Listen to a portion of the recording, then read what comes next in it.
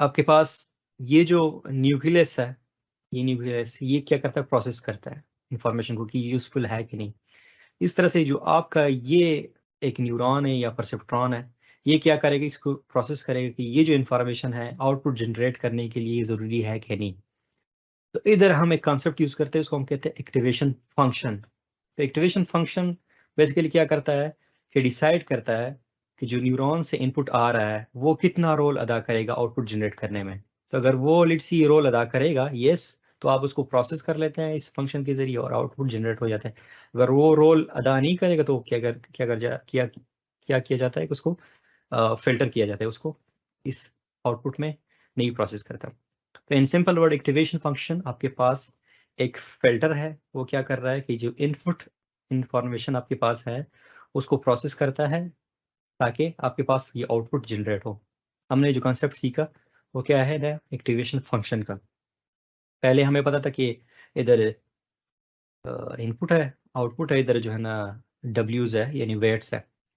हमने अब जो है ना इन साइड थोड़ा सा झांका तो हमें नजर आया कि एक्टिवेशन फंक्शन भी एक चीज है, सही है, जिसमें कुछ इनपुट वैल्यूज है और आपके पास इधर वेट्स है और हमने जनरेट करना है आउटपुट, और इधर जो है ना क्या है, एक्टिवेशन फंक्शन है। अब ये एक्टिवेशन फंक्शंस क्या करते हैं, ये आपके प्रॉब्लम के बेस पे है कि आप कौन सा प्रॉब्लम यूज कर रहे हो, उसके लिए आप एक्टिवेशन फंक्शन मशीन लर्निंग की यूज करोगे। लोगों ने पहले से बहुत बनाए हुए हैं, आप लोग वो भी यूज कर सकते हैं, अपने कस्टम भी लिख सकते हैं एक्टिवेशन फंक्शन, जो आपके एज अ साइंटिस्ट आपके लिए जरूरी है। ये जो एक्टिवेशन फंक्शन इधर का जिक्र है इसको हम कहते हैं सिग्माइड। अब जो सिग्माइड है वो क्या करता है, रियल वैल्यू लेता है, रियल वैल्यूज जो मैथमेटिक्स के रियल वैल्यूज है उसको लेता है और उसको कन्वर्ट करता है 0 और 1 के रेंज में। तो अगर वैल्यू जो है ना वो क्या हो, लार्जर हो, तो इनपुट वैल्यू अगर लार्जर हो यानी ज्यादा पॉजिटिव हो तो उसका जो आउटपुट आएगा वो क्या आएगा, क्लोज्ड आएगा 1 के करीब। और अगर जो है ना वो क्या हो, निगेटिव, यानी निगेटिव में कोई वैल्यू आ रहे हो तो वो क्या होगा, 0 के करीब होगा।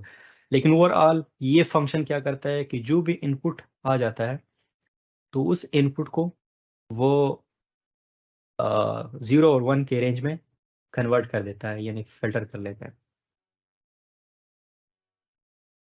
अब ये देखें, जब इसके साथ इसने मल्टीप्लिकेशन की, ये मल्टीप्लाई हुआ, ये मल्टीप्लाई, ये तीनों वैल्यूज जब इस फंक्शन से पास हुए तो फिर इसका जो वैल्यू आया वो 21 आया। यानी आप लोग देखें, इसको मल्टीप्लाई बाय दिस प्लस इसको मल्टीप्लाई बाय दिस प्लस इसको मल्टीप्लाई बाय दिस, और आपके पास 21 वैल्यू आ गया, यानी आउटपुट में क्या चला गया।